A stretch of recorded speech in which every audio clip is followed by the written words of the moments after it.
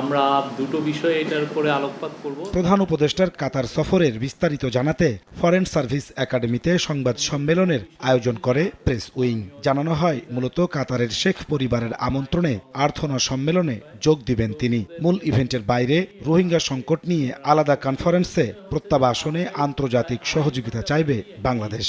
রোহিঙ্গা ক্রাইসিসের উপরে একটা বড় সম্মেলন আছে। প্রেস সচিব জানান, কাতার সফরে দেশটির আমির তামিম বিন হামাদ আল থানির সঙ্গে দ্বিপাক্ষিক বৈঠকে অংশ নেবেন ডক্টর মোহাম্মদ ইউনুস। এছাড়াও সাইড লাইনে বেশ কিছু দ্বিপাক্ষিক ও বহুপাক্ষিক বৈঠকে ব্যস্ত সময় কাটাবেন প্রধান উপদেষ্টা।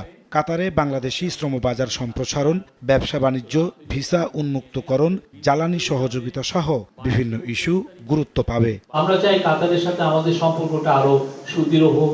আমরা যাতে তাদের সব ধরনের এনার্জি কোঅপারেশন করতে পারি এবং তাদের থেকে আমরা প্রচুর ইনভেস্টমেন্ট বাংলাদেশে আনতে পারি এবং কাতারের যে শ্রমবাজার সেখানে যেন আরো বাংলাদেশি যুক্ত হতে পারেন, এগুলো আমাদের ইচ্ছা। এবং এই বিষয়গুলো নিয়ে অনেকগুলো মিটিং হবে এবং আমাদের এই কথাগুলো বারবার আমরা বলবো।